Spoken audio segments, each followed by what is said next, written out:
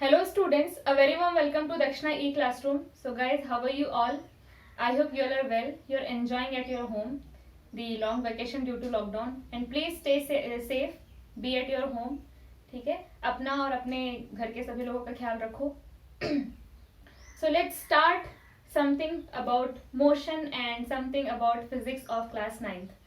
So basically I am here to give you a lecture and आपको पढ़ाने के लिए. बट प्लीज अंडरस्टैंड कि now when you are in class 9th जो syllabus है it is so basic और इतना कॉमन सेंस वाला है कि आपको ये फील नहीं होना चाहिए that you are studying. And definitely when you take a book और जब आप उसमें रीड करते हो तो it feels like you are reading, you are studying and आपको ऐसा लगता है कि we are mugging up the formula. But it's not like that. Studies is not mugging up the formula and then vomiting in the next paper. So please understand that study is something which you ask question to yourself and then you try to answer it. This is called study. आप पहले अपने आसपास जो हो रहा है whatever is happening, try to ask question कि why it is happening. क्यों हमें सुबह सूरज सन जो है वो ईस्ट में ऐसे उगता हुआ दिखाई देता है, राइज होता हुआ and then it comes overhead और फिर उसके बाद उधर चला जाता है. क्यों सीजन्स चेंज होते हैं, क्यों बर्ड्स उड़ते हुए दिखते हैं एंड ये सारी जो चीजें हैं. क्यों व्हेन वी आर वॉकिंग हमें सन अपने साथ, तारे अपने साथ, मून अपने साथ चलता हुआ दिखता है. ठीक है, आप अगर किसी साइकिल में या बाइक में या फिर कार में या फिर किसी भी चीज में, एरोप्लेन में आप अगर ट्रेवल कर रहे हैं तो आपको चीजें पीछे जाती हुई दिखाई देती हैं. क्यों ऐसा है, क्यों आपको वो चीजें पीछे चलती हुई दिखाई देती हैं. आप अगर मान लो स्टेशन में बैठे हुए हो किसी ट्रेन में, ठीक है, प्लेटफॉर्म पे आपकी ट्रेन रुकी हुई है और आप ट्रेन में बैठे हुए हैं, तो कभी कभी ऐसा लगता है कि ओ हमारी ट्रेन चलने लगी and then suddenly you realize नहीं हमारी ट्रेन तो नहीं चल रही, हमारी ट्रेन तो अभी भी खड़ी है. तो why that confusion comes in your mind.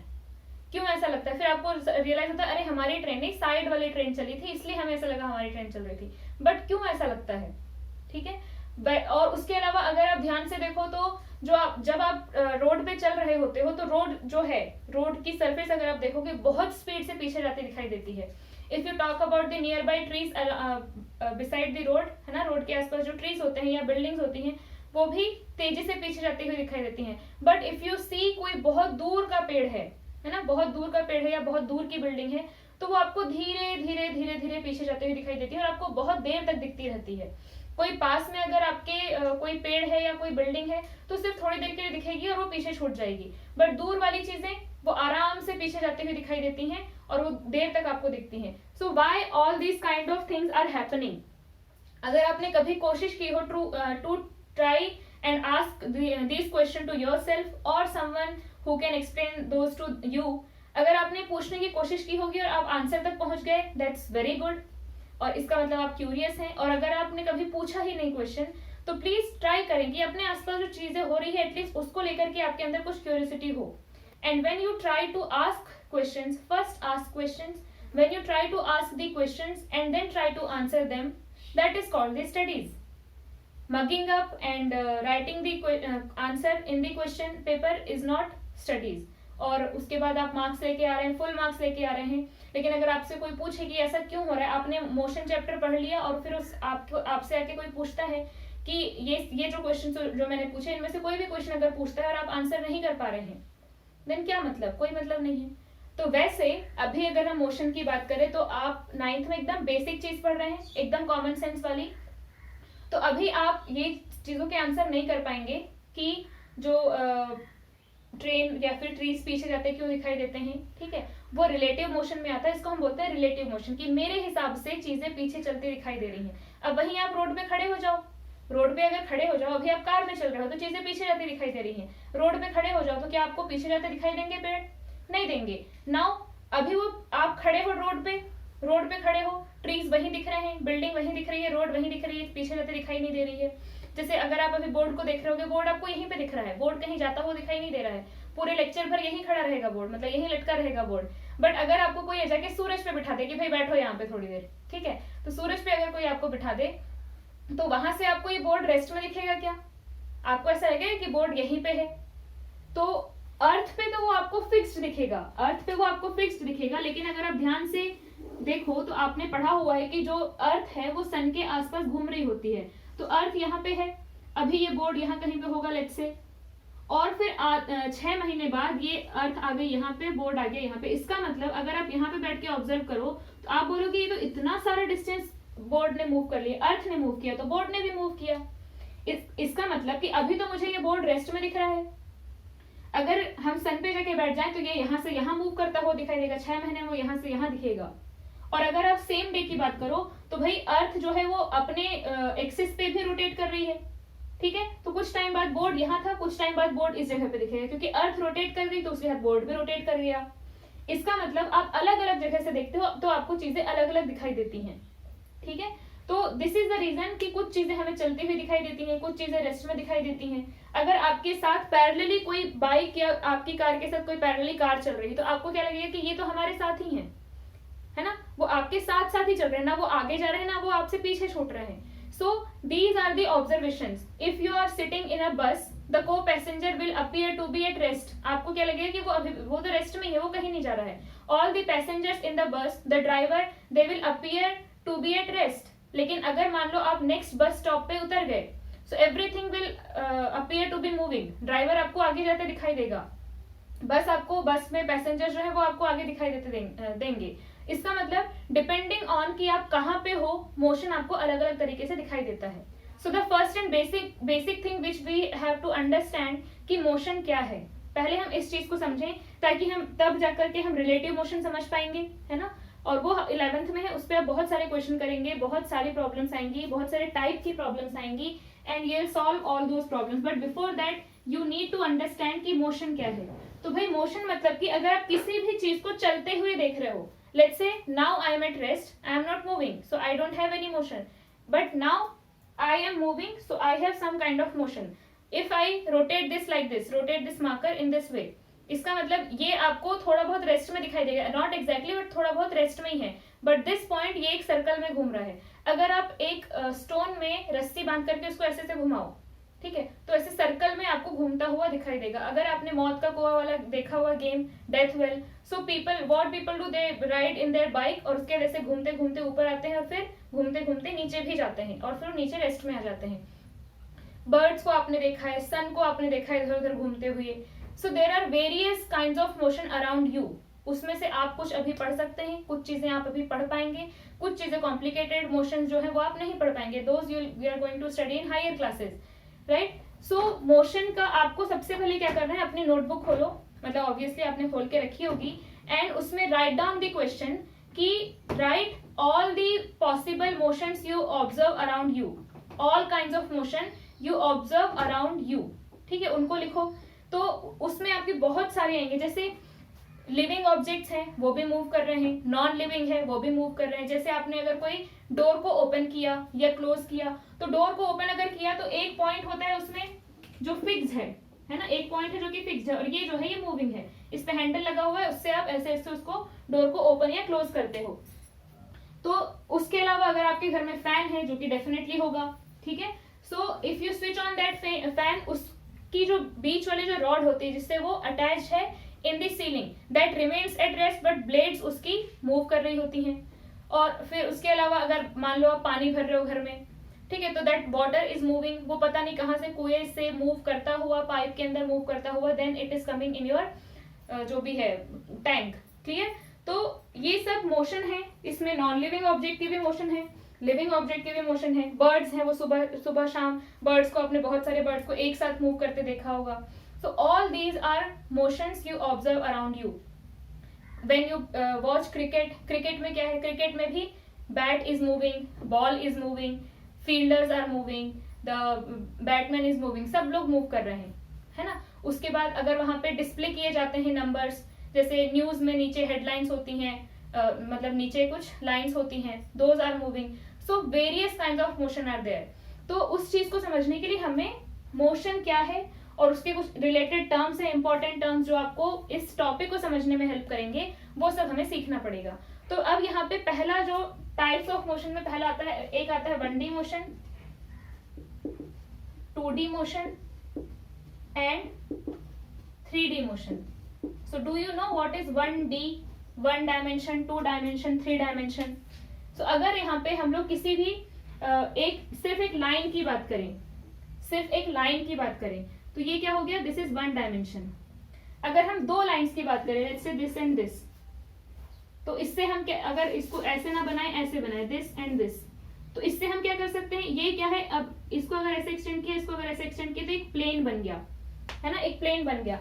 अब 1D मोशन मतलब कि जो ऑब्जेक्ट है वो रेस्ट्रिक्टेड है to move on this line, या तो वो ऐसे जा सकता है या फिर वो ऐसे जा सकता है, either that object can move in this direction और दिस डायरेक्शन, तो इसी लाइन पे चलने के लिए वो रेस्ट्रिक्टेड है, so that is called 1D motion. And 1D motion can be explain with the help of a line, इसको हम लोग और क्या बोलते हैं, स्ट्रेट लाइन मोशन, ये पूरा लिखेंगे, स्ट्रेट लाइन मोशन या फिर रेक्टिलिनियर मोशन, रेक्टिलिनियर मोशन।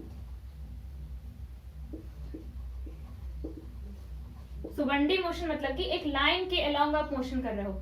उसके बाद आता है 2D मोशन, मतलब ऑब्जेक्ट पहले लाइन में तो ऐसे चल रहा था, अब वो ऐसे भी चल सकता है, लाइन मतलब कैसे भी लाइन, ऐसा नहीं कि ऐसी लाइन होना चाहिए, ये भी इस लाइन के अलोंग चल सकता है, इस लाइन के अलोंग चल सकता है, लेकिन वो फिक्स हो गया। अब ये लाइन मतलब यही लाइन, ऐसे या फिर ऐसे, ऐसे या फिर ऐसे, ये ऐसे या फिर ऐसे, सो लाइन इज फिक्स्ड। अब इस केस में क्या है कि पहले ऑब्जेक्ट ऐसा चल रहा था, इसका मतलब उसका मोशन कैसा था, 1D, बट उसका दिमाग फिरा और फिर वो ऐसे ऐसे चलने लगा, या फिर मान लो ऐसे चलने लगा।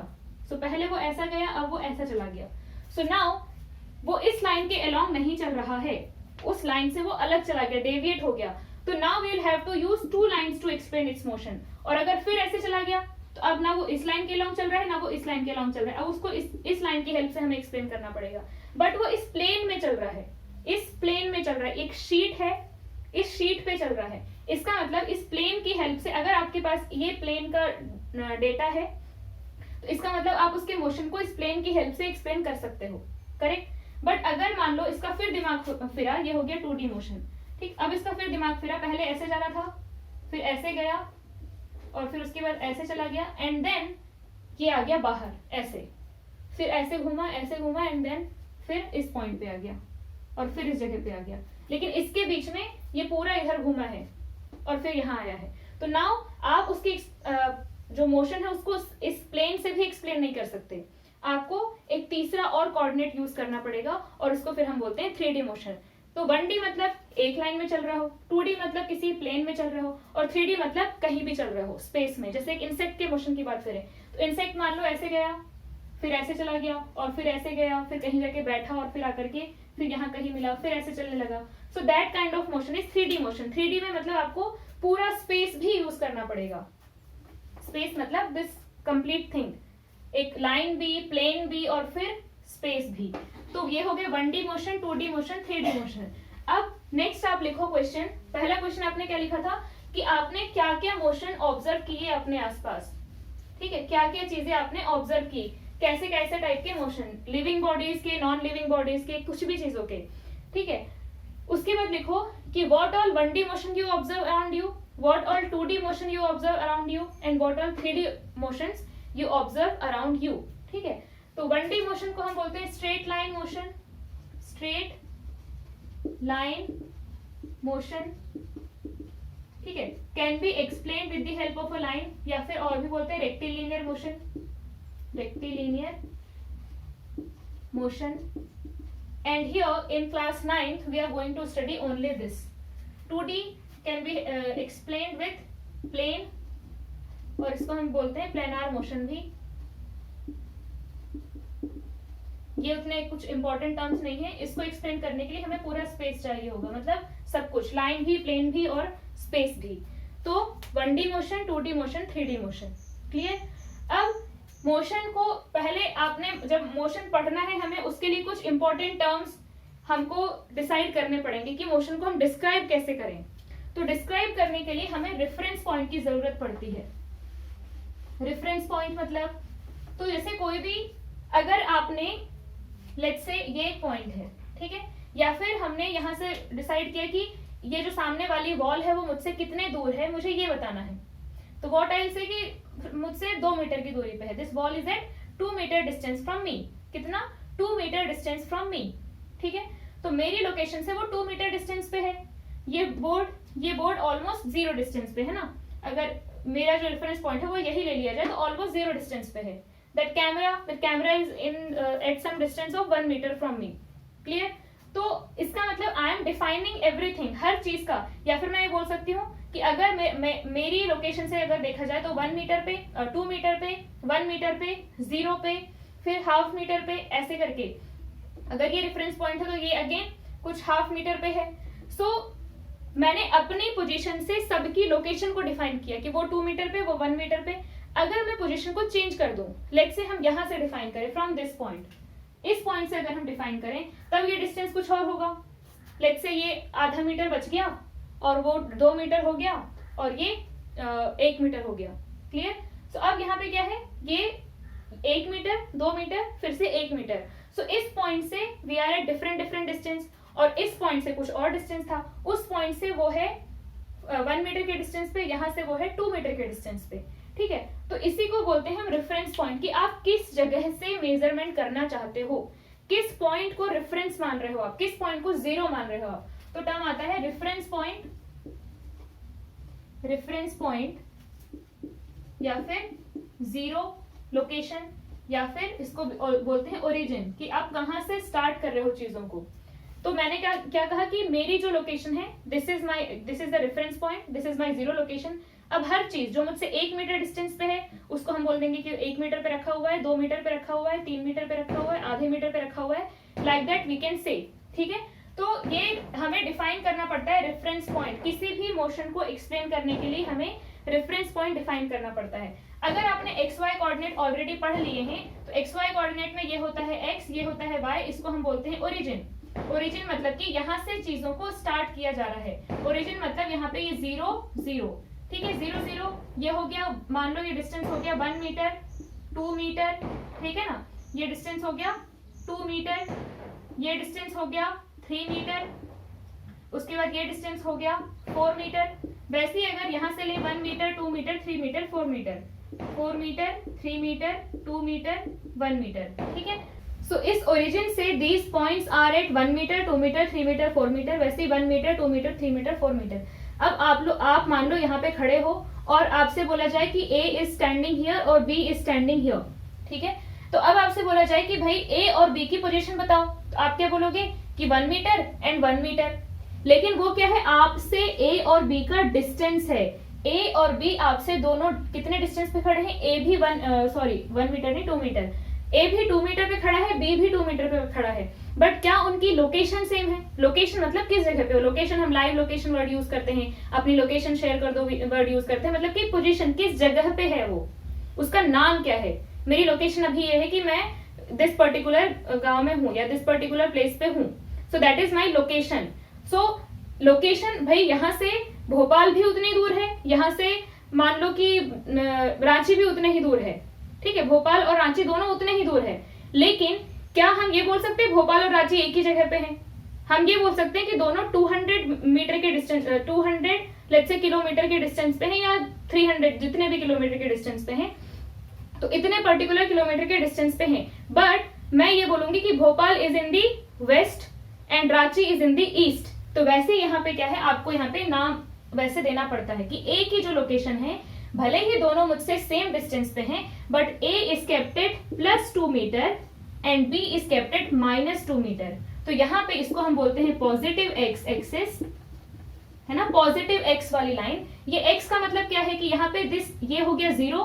इस पोजीशन पे जब आप हो तो आप इस लाइन पे जाओगे, तो जितने डिस्टेंस पे आप जाते जाओगे उतना लोकेशन का नाम दोगे. कि भाई अगर हम सिर्फ x की बात करें तो this is the reference point. Reference point मतलब x इज इक्वल टू 0. और यहाँ से एक मीटर के डिस्टेंस पे गए तो x को लिखेंगे हम 1 metre.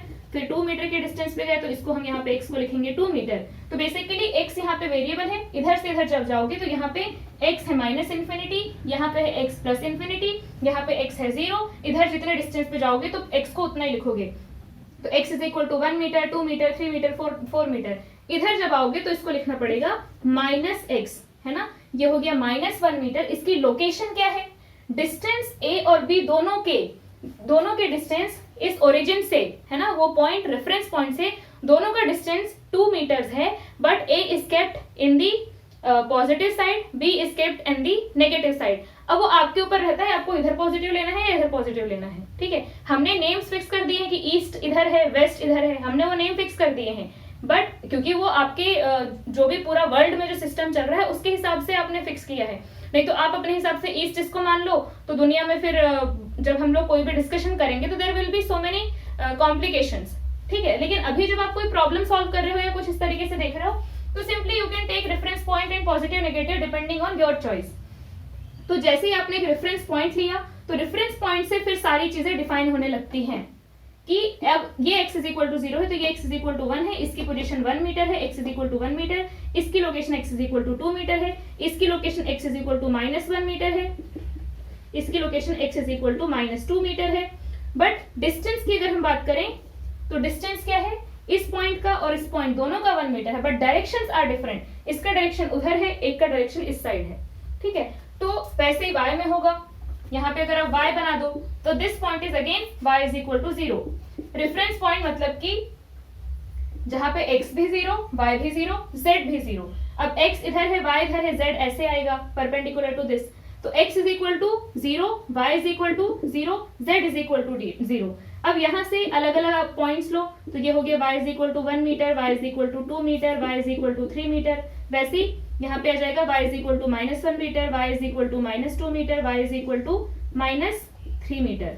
So these are the locations of these point. अगर यहाँ पे कोई खड़ा है, लेट्स से a डैश यहाँ पे खड़ा है, b डैश यहाँ पे खड़ा है, तो हम क्या बोलेंगे कि a डैश की लोकेशन क्या है, y is equal to 3 metre, and b dash की लोकेशन क्या है, y is equal to -3 metre. तो इस तरीके से हम लोग मोशन को डिस्क्राइब करेंगे। अब मान लो कोई ऑब्जेक्ट यहाँ से चलता है, इस पॉइंट से चल के पहले यहाँ पे जाता है, t इज इक्वल टू 1 पे, मान लो t is equal to 1 second पे। जिस तरीके से हम टाइम को, जिस तरीके से हम पोजीशन को डिफाइन करते हैं, वैसे ही हमको टाइम को भी डिफाइन करना पड़ता है। टाइम, भाई टाइम तो कई जमाने से चला आ रहा है, हमें t इज इक्वल टू 0 तो कभी पता ही नहीं कहाँ पे होगा, कब टाइम शुरू हुआ होगा। बट अगर आप कोई ऑब्जर्वेशन इस मोमेंट पे लेना शुरू करते हो तो इसको 0 ले लो, है ना, इसको 0 ले लो, और इसके बाद जितनी भी चीजें हैं उसको आप आगे बढ़ते जाओ कि अभी at this moment particle was here and then at this moment it started moving. तो अब यहाँ पे वो कब आ गया, 1 सेकेंड में मान लो यहाँ आ गया, 2 सेकेंड पे यहाँ आ गया, 3 सेकेंड पे यहाँ आ गया। ठीक है, after I have started the watch, watch में हमने वो टाइमर फिक्स किया, ठीक है, या फिर स्टॉप वॉच फिक्स किया, तो 1 सेकेंड पे यहाँ पहुंच गया, 2 सेकेंड पे यहाँ पहुंच गया, 3 सेकेंड पे वहां पहुंच गया। सो ये t इज इक्वल टू 0 पे यहाँ था, 1 सेकेंड पे कहाँ है, तो 1 सेकेंड पे a रखा हुआ है 1 मीटर पे, 2 सेकेंड पे a रखा हुआ है 2 मीटर पे, 3 सेकेंड पे a पहुंच गया 3 मीटर पे। तो इस तरीके से हम मोशन को स्टडी करते हैं। अब जैसे कि मैंने आपको बताया कि जो ऑब्जेक्ट है, जहाँ पे हम ऑब्जेक्ट्स का जो भी मोशन पढ़ेंगे that will be rectilinear motion. हम रेक्टिलिनियर मोशन ही पढ़ने वाले हैं। ठीक है, आपने ये समझ लिया रेफरेंस पॉइंट क्या है। रेफरेंस पॉइंट मतलब जहां से आप सारी चीजों को ऑब्जर्व करते हैं। एक रेफरेंस पॉइंट, एक फिक्स पॉइंट, ओरिजिन, जहां से आप सारी चीजों को ऑब्जर्व करते हैं। ये 2 मीटर पे, ये 3 मीटर पे, 4 मीटर पे, ये 5 मीटर पे, एक्सेट्रा। नाउ अभी मैंने क्या कहा कि हम लोग यहाँ पे straight line motion along straight line ही पढ़ने वाले हैं। मोशन अलोंग स्ट्रेट लाइन मतलब जो भी ऑब्जेक्ट है वो लाइन में आगे पीछे ऐसा चलता रहेगा, बस। क्लियर। अब मान लो एक ऑब्जेक्ट है जो कि यहां से शुरू होता है, यहां से शुरू हुआ, लेट्स से दिस इज 10, 20, 30, 40, 50, 60, 70, ठीक है,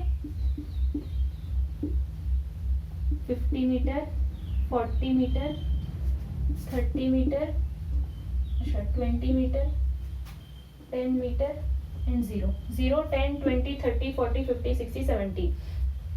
एक ऑब्जेक्ट है या एक पर्सन है जो यहाँ से चलना स्टार्ट करता है, ठीक है, यहाँ से उसने चलना स्टार्ट किया एंड देन उस पर्सन ने यहाँ से चलना स्टार्ट किया और उसके बाद फिर धीरे धीरे क्या है अपना चल रहा है। अब हमने देखा कि वो इस डायरेक्शन में गया और ऐसे 40 मीटर तक गया, ठीक है, 40 मीटर तक गया वो, तो कुछ ना कुछ मोशन कर रहा है, वो कुछ ना कुछ मोशन कर रहा है। तो पहले वो इनको पॉइंट्स भी डिफाइन कर देते हैं। This is point O, this is A, B, C, D, E, F, G। अब वो O से D पे गया, ठीक है, O से D पे गया तो उसने कितना डिस्टेंस ट्रेवल किया, कितना डिस्टेंस चल लिया उसने, तो डिस्टेंस कितना कहलाएगा उसका 40 मीटर। फिर उसके बाद फिर D से F पे गया, ठीक, अब उसका टोटल डिस्टेंस कितना कहलाएगा, ओ से कहाँ पहुंच गया, अभी इसको लिखते हैं डिस्टेंस ओ डी। उसके बाद फिर अगले केस में वो डी से एफ चला गया, तो टोटल डिस्टेंस कितना हो जाएगा, O D plus D F is equal to total ये कितना हो जाएगा, O F, that is 60 metre. तो पहले वो 40 मीटर चला, फिर उसके बाद यहां से यहां कितना चला, वो 20 मीटर, 40 से 60 जाएगा तो कितना चला, 20 मीटर, तो टोटल हो गया उसका 60 मीटर। ठीक, फिर उसके बाद डी एफ से फिर जी गया, तो अब कितना आएगा distance, O D plus D F plus F G which is equal to O D plus D F plus F G, कितना हो गया, O G which will be equal to 70 metre. तो पहले वो 60 चला, फिर नॉट 60, पहले 40 मीटर चला, फिर 20 metre and then 10 metre, so total is 70 metre. So total distance traveled by that person was 70 meter and he was moving along this line, ऐसे चल रहा था। So अलग अलग टाइम में जो भी डिस्टेंस उसने चला है, जैसे यहाँ from O to D, then D to F and then F to G, all those distances we have to add.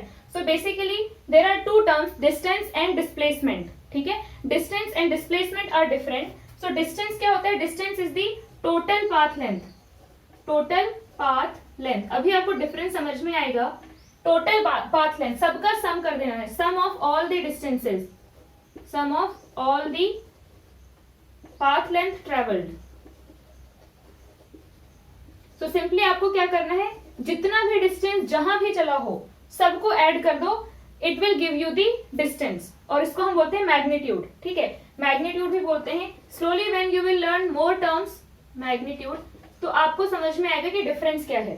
जैसे you started from your home and then, और you can say you started from your hostel, you went to the academic building and then again you roam in the academic building, उसके बाद फिर आप वहां medical room गए, washroom गए, and then जब classes खत्म हुई you have come back to your hostel. अब अगर हम यहाँ बात करें तो आप पहले हॉस्टल में थे और फिर काफी टाइम के बाद आप फिर से हॉस्टल में आ गए। ठीक है, तो क्या हम ये कहेंगे कि आपने कोई डिस्टेंस ही नहीं चला? क्या हम ये कहेंगे? नो, आपने डिस्टेंस काफी सारा चला। दिन भर में आप कितना कुछ चले होंगे, बैठे तो नहीं रहे एक जगह के, हॉस्टल में बैठे थे पहले भी, अभी भी हॉस्टल में बैठे हैं। नो, आपने काफी सारा डिस्टेंस चला है। So when you add up all those distances, वो आपको बेसिकली देता है डिस्टेंस। बट डिस्प्लेसमेंट क्या होता है? Displacement is a different term. उसके लिए एक और एग्जांपल देखो कि जैसे यहाँ पे हमने क्या किया, ये जो ऑब्जेक्ट है वो O से G तक गया, पहले O to D then F then G, और उसके बाद फिर अगेन लेट्स से ये C पे आ गया है। तो अब क्या कहेंगे हम कि भाई टोटल डिस्टेंस क्या आएगा? पहले वो कहां तक चला? O to D then D to F then F to G, उसके बाद फिर यहां से यहां भी चला है। नाउ यू कैन सी कि this difference is 10 10 10 10 10 10 and 10, it means this distance is 10।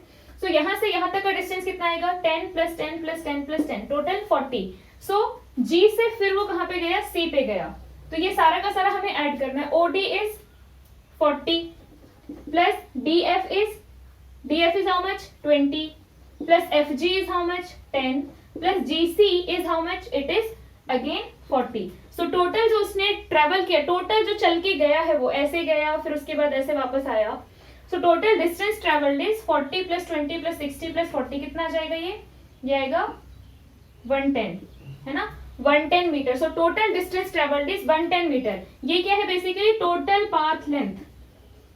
लेकिन अगर आप ध्यान से देखो, व्हेन आई सेड कि you have come back to your hostel, कोई अगर आकर के देखे, है ना, सुबह आया एंड देन एक पर्सन आया सुबह आपके हॉस्टल में, उसने देखा कि आप सुबह इस जगह पे बैठे हुए थे, and then after the day completes again he comes and आपको देखता है कि आप उसी जगह पे बैठे हो, व्हाट ही विल थिंक कि भाई ये अपनी जगह से हिला ही नहीं है ना। If he is not using any common sense, उसको क्या लगेगा कि भाई ये अपनी जगह से हिला ही नहीं, ही इज सिटिंग और देयर ओनली। तो यहाँ पे टर्म आता है डिस्प्लेसमेंट। डिस्प्लेस मतलब आपने डिस्प्लेस वर्ड सुना होगा कि कोई चीज डिस्प्लेस हो गई, है ना, मतलब यहाँ से यहाँ खिसक गई। डिस्प्लेसमेंट मीन्स कि एक पॉइंट से दूसरे पॉइंट वो शिफ्ट हो गया। तो अगर आपकी शिफ्टिंग की बात करें हम, तो your shifting is 0। After the complete day your shifting is 0। Initially आप कल वाली रात को you are sleeping on that bed, and आज की रात भी आप उसी बेड पे सो रहे हैं। आप कल की रात को उस बेड पे सो रहे थे और आज की रात को भी आप उसी बेड पे सोने वाले हैं, so your shifting is zero. अगर हम थ्रू आउट द डे की बात करें, योर शिफ्टिंग इज जीरो, उसी को हम बोलते हैं displacement. Your displacement is zero. So distance is what? Distance is magnitude, distance is magnitude. And when we will talk about displacement, अभी जस्ट टर्म लिख लो बिकॉज आज की क्लास के लिए हमारे पास ज्यादा टाइम बचा नहीं है, तो will discuss in the next class. So when we talk about displacement, यहाँ पे आता है मैग्नीट्यूड भी as well as direction, magnitude and direction. तो डिस्टेंस के केस में क्या है? डिस्टेंस में इट डजंट मैटर कि in which direction you are moving, in which direction you are moving. अगर आप इधर गए उसको भी आप ऐड करोगे, यहां से अगर आप इधर गए तो भी उसको आप ऐड करोगे। But in case of displacement you need to consider the direction, ठीक है? बिकॉज आप सुबह जब हॉस्टल से एकेडमिक बिल्डिंग तक चल के गए, इट मीन्स आपने कुछ ना कुछ डिस्टेंस ट्रेवल किया था and you were moving in that direction, right? And after that आपका दिन भर के बाद जब आप वापस यहाँ आ गए तो आपका डिस्प्लेसमेंट मतलब शिफ्टिंग जीरो आई। जीरो आई मतलब इसका मतलब क्या हुआ कि कुछ आप प्लस में तो चले हैं, आपको पता है कि you have moved from hostel to academic building, it means आपका प्लस में कुछ ना कुछ डिस्प्लेसमेंट तो हुआ है, बट आपका कहीं ना कहीं माइनस में भी डिस्प्लेसमेंट हुआ है, तभी तो टोटल सम जीरो आया ना। कोई दो प्लस पॉजिटिव चीज को ऐड करोगे, कभी ये जीरो हो सकता है? नो। इसका मतलब +2 के साथ साथ कहीं ना कहीं -2 भी आया होगा, ऐड हुआ होगा, देन ओनली ये जीरो बना। इसका मतलब direction matters when we talk about displacement, when we talk about shifting, कि आपको किसी ने उठा करके ऐसे उठा करके यहाँ रख दिया, कैसे पाथ से ले गया। डिस्प्लेसमेंट की जब हम बात करते हैं डिटेल में हम बात करेंगे। डिस्प्लेसमेंट मतलब you need to just see the initial and final point. आपने जब से जिस भी ड्यूरेशन में ऑब्जर्व किया, आपने कुछ ऑब्जर्वेशन लिए, you are observing something, so the time where you started your observation will be t is equal to 0। हम उसी को t इज इक्वल टू 0 लेते हैं, हम पीछे का जमानों तक का टाइम थोड़ी ना कंसिडर करेंगे। तो the moment you are starting to observe something, आप उसको t इज इक्वल टू 0 लेते हो। तो t इज इक्वल टू 0 पे एक पार्टिकल कहाँ पे था, और t इज इक्वल टू जो भी आपका फाइनल टाइम है, उस t फाइनल पे उसकी फाइनल पोजीशन क्या थी, उसके बीच में लेट्स से ये इनिशियल पोजीशन है ना, इसको 1 बोल देते हैं, ये फाइनल पोजीशन है। अब पहले वो यहाँ पे था, बाद में वो यहाँ पे है, हमें कोई फर्क नहीं पड़ता कि वो ऐसे गया या फिर ऐसे गया या फिर ऐसे गया, हमें कोई फर्क नहीं पड़ता। अगर हम डिस्टेंस की बात करेंगे तो डिस्टेंस क्या होगा, पूरी इस पाथ लेंथ, ये पूरी path length will be the distance. लेकिन अगर आप डिस्प्लेसमेंट की बात करो तो displacement will be the smallest distance between 1 and 2, कि कितनी शिफ्टिंग हुई। ओके, यहाँ से यहाँ शिफ्ट कर दिया, यहाँ से यहाँ शिफ्ट कर दिया, ठीक है? तो द स्मॉलेस्ट डिस्टेंस की कितनी शिफ्टिंग हुई है, हमको पाथ से फर्क ही नहीं पड़ता। We are talking about this shifting, कि आपको डिस्प्लेस किया गया, यहाँ से उठा करके यहाँ रख दिया। अब वो आपको ऐसे ला करके रखा गया या ऐसे ऐसे ला करके रखा गया, हमें उससे फर्क नहीं पड़ता। We will just see the shifting, और उसी को हम बोलते हैं डिस्प्लेसमेंट। यहाँ पे direction and magnitude both matters. In case of distance, आप इस पाथ पे अगर चलोगे, लेट्स से ये सेमी सर्कल है ऑफ रेडियस r, तो this distance will be pi r। इसका मतलब your distance travelled is pi r। अगर आप इस पाथ के अलोंग डिस्टेंस ट्रेवल की बात करते हैं तो your distance travelled is pi r। लेकिन अगर आपसे कोई पूछे कि भाई आपका डिस्प्लेसमेंट कितना हुआ, डिस्प्लेसमेंट कितना हुआ मतलब कि आप कहाँ पे थे और उससे उठा करके आपको कहाँ खिसका दिया गया है।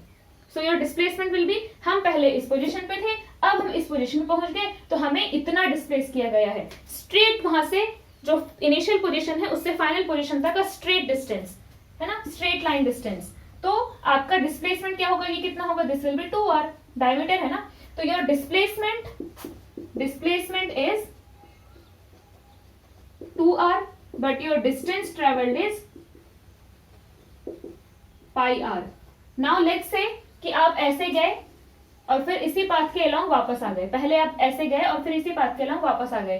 So your distance will B how much,